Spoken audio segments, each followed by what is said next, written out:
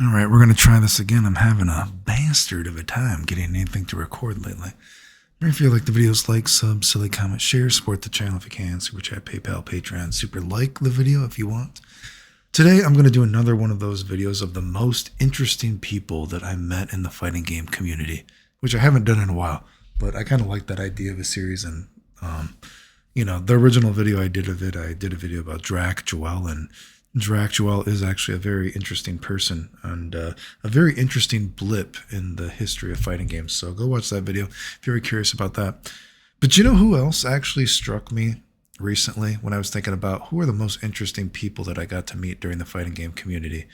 And I was talking to Mike recently, and I was like, man, Mike is actually a kind of interesting person in the history of fighting games.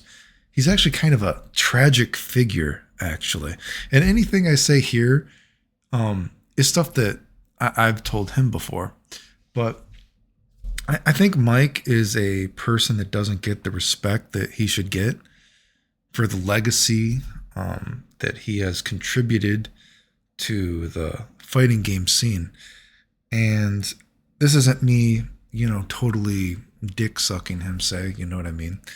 Because we're not good friends or anything like that, but respect where respect is due. And I think he doesn't get the credit that he deserves. And this is something that I've told him as well before. How many people can say that you can say their name in Street Fighter 2 and it makes sense? And I want you to really think about that for a second, because you got to remember Street Fighter 2 is not just the biggest fighting game of all time. But when Street Fighter 2 came out, that was the biggest video game in the entire world. And Mike Watson is somebody that can say, at the time when Street Fighter was the biggest video game in the world, you could say his name at the same time, and it made sense. And I think that is something that he should be very, very proud of. And I think from a certain standpoint, have you ever heard of, I don't know if they still use the phrase, there used to be this thing called 7 degrees of Kevin Bacon or something like that. And it meant there's always a chance that someone was connected, at least through 7 different people or some shit like that. And I think in a weird way, you could say that a lot of foundational stuff is some way, always going to be connected to Mike, right? Because you probably grew up reading about something that he did or something like that, right? And you think about, when you think about Street Fighter 2, of course, there's a lot of old school players, and I did meet a lot of people. I never met Tomo, but of course, I met Mike. I actually don't know if I met Jeff. I definitely met the Graham brothers, Cole, Shirts, APOC. I've told the story before. APOC, one of the only people that even called me when my doctors were, talking about me going to die, that kind of stuff, is APOC. He called me to check up on me. And of course, he told me about how you can eat the sun and heal your body. And God bless you, APOC. I was like, bro, things are a little bit more serious than me needing to get a little bit of more sunlight. But, I've met a number of the old guys, but, I've told Mike this before too. Oh man, I lost my train of thought thinking about APOC calling me, telling me that I need more sun and it's going to save me. But, oh my God, what am that story just totally, it brain farted me now. Anyway, oh yeah. So I always say that, and I've told Mike this as well. I didn't have a good life growing up, but, one of the only happy moments in my life is when my grandma, she would take me to the arcade sometimes on the weekend, and I got to play Street Fighter randomly, right? And I got to read about guys like Mike, and I've told them, in a weird way, no homo, getting to read about you was one of the only happy moments of my childhood, right? And then, of course, as time went on, I eventually met him, and he was one of the guys that I played in, basically, for the most part, one of my last tournaments ever, before my health was just getting so bad that I just basically quit the scene, you know what I mean? But, me and Mike have caught up, and I always wonder, why is Mike not as famous as everybody else, right? And you think about a guy that is, again, when you think about Street Fighter 2, him and Tomo were like, I feel like the main guys you would hear about. Yeah, there's guys like Jeff and everything like that, and the Graham brothers, you would hear about them as well. But, a lot of Mike and Tomo, right? And I always think, why is Mike not as famous as the other guys, right? And of course, I think then if you think from maybe a different kind of, when people just say, oh, OGs or something like that, they might think that in a weird way, Mike has almost become one of the least famous OGs, even though he was, him and Tomo were like number 1 and 2, almost, I feel like, right? And a lot of people, they'll just talk about Choi and Valle, right? And this isn't me talking shit about Choi or Valle. I mean, you could make the argument, and it's whatever to me that Choi or Valle, maybe they are better than Mike. You know what I mean? That's not what I'm here. But I don't think you can take away from Mike. He is one of the most important people in the history of fighting games.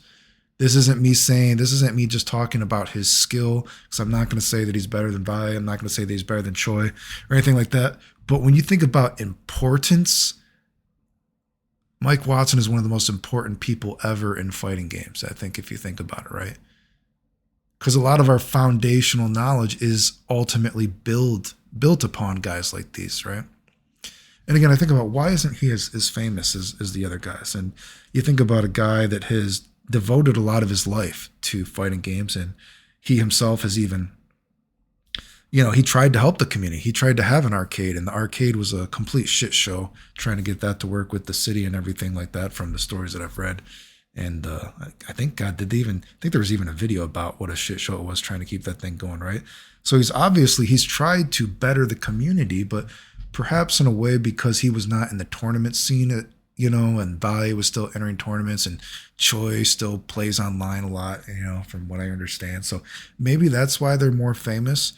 And, I don't know. I always say this, and this isn't, again, it's so easy to talk shit about Alpha 2, so I'll throw some shade on Alpha 2. And again, this isn't me saying that I think that Watson is necessarily better than Valle or anything like that, because I remember growing up and I enjoyed watching Valle play a lot, But I always think that a lot of Valle's like street cred and legendary status is actually a fairy tale to me. And because if you know anything about Alpha 2, Street Fighter was on life support when Street Fighter Alpha 2 was coming out, or was out. I've said so many times, when I was a kid, I thought that Street Fighter died after Alpha 2. I didn't even know there's other games coming out. And then eventually I was like, wait, there's a Street Fighter Alpha 3 for PlayStation? I didn't even know there's a fucking arcade game. I literally thought Street Fighter was dead after Street Fighter Alpha 2. The game was just absolute trash, and people hated it. But Alpha 2 was a game, because it was on life support, the people that were still playing, they got this sort of this fake clout of like legendary status for shit that they were doing. This isn't that, again, I'm not saying that Vi is not good or Choi's not good or that set that they played wasn't good. But think about Alpha 2 when people talk about it, and they talk about like Vi doing the Vi CC. The Vi CC is complete bullshit. It's complete retardation that he gets credit for something it's just the way that the game works. Yes, that's what the move does. If you're not blocking when you CC like that, you're going to get hit. The move is stupid. The mechanic is stupid. You know what I mean? And that was always one of the things. Whoa, what is a Vi CC? Does he do some weird setup that no one has ever seen? Some weird finagling of it? He's just the most optimal combo from it every time. And it's like, oh no, it's just CC. And when you actually look at it, you're like, oh my God. If you're not looking at something with rose tinted glasses or some shit like that, you're like, this is complete fucking bullshit. Alpha 2 is a terrible fucking game. And the game was on life support, so they needed to make up a fairy tale to make Street Fighter seem amazing, right? That'd be like someone like, oh hey, this guy, he threw me a lot. Let's call it the throw, the Valle throw. I couldn't block his throw. It's the Valle throw. It's completely retarded. But I mean, hey, that's gotten him, to people that don't know anything actually about fucking Street Fighter. I mean, they hear that if they don't actually know, and that gives you some legendary status. And Watson never really, I mean, like I said, there's this magazine here, the Mike Watson cheap throw, and whiff a stand jab, or that kind of stuff. But he never got like, oh my God, wiki articles written about him about a fucking cheap throw. It's like, give me a fucking break, right?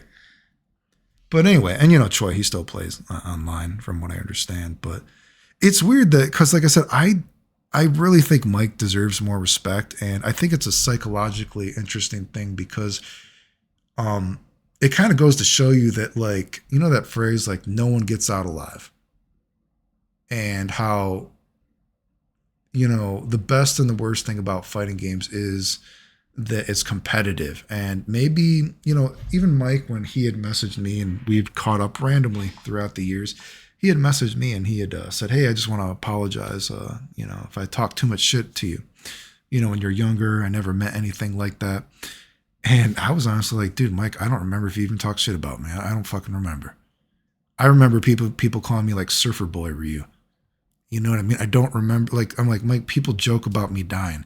If you said anything about me, it doesn't even cross my mind with the stalkers I have. I mean, look at the stalkers just got my Instagram banned. I mean, I have people have found out where I live. Like, Mike, if you've talked shit about me, dude, I don't even know. Which who knows? Maybe you did. Mike, if you're watching this, I know you watch some videos. Fuck you. Maybe Mike has talked shit about me that way. But I was honestly like, dude, I don't even know what you're talking about. You've always been cool to me. I thought it was an honor to get to play you, So don't even worry about it. But I think Mike, maybe perhaps, and this is why I get into like, maybe there's like a toxic thing about why he doesn't get the credit he deserves. Maybe Mike, apparently from what he's told me before, he was a pretty big shit talker, I guess, right? And so maybe that rubs some people the wrong way. But I can tell you, and I don't want to tell the exact stories because he's told me before not to tell some of the stories that have happened to him, which I hope he does tell the stories because he said they're embarrassing. So he doesn't want them out there until he wants to tell them. But so I'm being very vague here and people are gonna be like, oh, what's the story? And but there's definitely been Mike has told me some very toxic, I would say dark, I would say disturbing, malicious things done to him by other members of the community. And some of those stories he's told me not to tell, so I won't tell them because he thinks they're embarrassing about how far some people, fucked with him a little bit. And I'm like, that seems like a little bit to do to someone that just, I don't know, I guess if you were known as a shit talker or something, like this seems pretty malicious, very childish, and kind of dark. And I hope he tells the stories someday because they make it look I think it makes him look like an empathetic figure. Yeah, and I hope he tells some of the stories because it's some of the stories he's told me, I would say are pretty disturbing. But so I don't know if maybe he just rubbed some people the wrong way, that these stories that I'm being very vague and I'm not telling you that happened to him. But I don't know. I think he deserves more credit. He doesn't get the recognition he deserves. And I think another problem that he has, and again, I'm like psychoanalyzing him here. We don't know each other well. We just have randomly talked throughout the years very casually. Is I feel like there's almost this part of him that like is afraid to admit that he cares as much as he does. And he's afraid to be bitter about his situation too much because he doesn't want to seem like a complainer. And excuse me, I always tell him like, Mike, you deserve to complain. You deserve to be bitter about things. Like you don't get, like you went from being one of the most famous people ever when this was the biggest video game in the history. And now people, they don't really talk about you anymore. It's very strange. And especially when you think that he tried to help the community with this arcade. It's very bizarre to me, right? And, say an example, there was that hyper fighting tournament. And I always think, and I'm trying to like psychoanalyze him a little bit, right? And this sort of relates to me too a little bit because I've talked about some of these sort of psychology stuff. There's that hyper fighting tournament, and if there's a discrepancy, it was supposed to be the console player has to play on the arcade. And Mike was supposed to verse the console guy because whatever he was guaranteed. Was he guaranteed third at the time or whatever the fuck it is? I don't remember what it was. And the console guy, all of a sudden, like they flipped the script and like, well, I don't want to play unless I'm playing on console. And so Mike was like, oh, I'm just going to disqualify myself. And when I think about that, and, you know, I've tried to talk to him too, I'm like, Mike, you don't need to disqualify yourself. If there's any kind of vibe that you're worried that even you might lose or something like that, I'm like, Mike, there's no shame if you even do lose to a new school player nowadays. Because guess what? That new school player wouldn't be where they are without you, without standing on your shoulders. You helped lay down the foundation for a video game that was the biggest video game in the entire world at one point. The person, even if they beat you, who cares? And I know Mike has a bigger ego than me, you could say. And I know that he cares because, you know, Mike has, I don't even know how many fake accounts he makes online. You know, people say I make fake accounts, which, again, I've gone years now without playing. So people think accounts are me that aren't even me. But, you know, I've seen Mike, he has a lot of fake accounts. You know what I mean? So I know he cares. And I'm like, Mike, it's okay to care. And I'm like, and Mike, also know that these new school players, part of their skill in a weird way is because of you in a roundabout way. And these new school players, they've played more than you ever will. I've told the stories before. Look at me. I have dudes that I've beat. Remember those motherfuckers in Guilty Gear, whatever it was? The dude said he was a noob and he had 12,000 matches. I'm like, 12,000 matches? You've played more games than all of the games I've played combined probably in 10 or 15 years, all combined in just 2 years. You're not a noob. You play games more than me. Like these new school players, you can play anyone all over the world, right? These new players, they have such a fucking kickstart, a head start than all these other new players. And who goes? And I guess if they're playing online, maybe they're just even button binding and macro everything, so it's not even fucking the same. The skill set, right? You know, how many times do I say you don't ask someone to run a 5-minute mile and then someone comes to you with their 5-minute mile, but they actually only ran the 5-minute mile in 1 minute extra, 1 minute intervals. And then they added it to 5 minutes, it's just ridiculous, right? People aren't even playing with the same kind of tool set. But of course, I know that's still Mike, he's still, I do think that probably bothers him, right? Because it probably sucks. Like, man, I was one of the most famous people in video games at a small time. And now I'm kind of one of the lesser famous people, right? And I even tried to open this arcade and I tried to help the community. And he hasn't told some of the dark stories, and I hope he tells the dark stories because I think it makes him an empathetic figure if you hear some of the stuff that other people in the community did to him. But and I've always told him as well, I'm like, Mike, why don't you have like real friends that are like sticking up for you? Like if someone did that, that's like completely fucked up. And I don't know, maybe was he just that much of a shit talker? I mean, he tried to tell me that he thought maybe he shit talked to me. I'm like, Mike, I don't even fucking know. I literally don't remember. You know what I mean? I mean, I've told the story. You thought I talked shit about you when we played before. And there's that whole Temujin story, but, you can go watch those videos. But, yeah, I don't know. And I know that must be hard. It must be hard to care about something that much. And, I know he makes these fake accounts to play. And I think if you make fake accounts to play, obviously you very care. And I know the hyper fighting thing really made him upset, and I'm sure his status in the community really makes him upset. And it's kind of like a vicious circle. And like I said, it's the best and the worst thing probably about fighting games, that it's a competitive environment. And the best thing is that you can be the winner, but the worst thing about it is that you might be the loser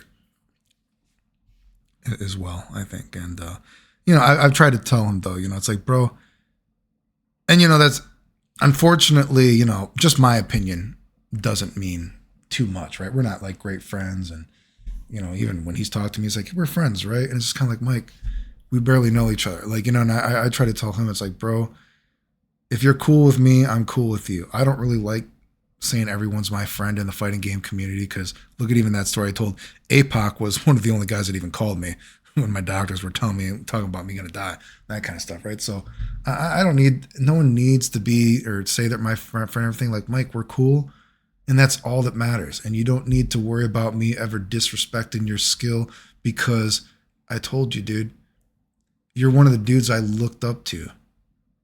I feel lucky that I got to play you.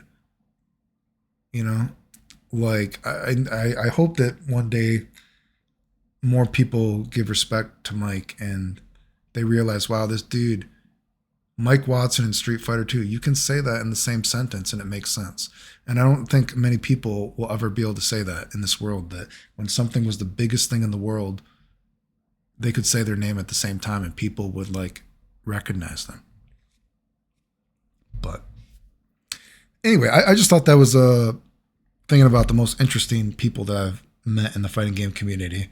And I was kind of thinking about Mike recently, talking to him. And I'm like, man, Mike's story is kind of Mike's got a pretty interesting story too. It's kind of a tragic story too, you know, but it's definitely an interesting story, I think, psychologically and on many different levels. Remember, if you like the videos, like, sub, silly, comment, share, support the channel if you can. Appreciate it. Thanks. The end.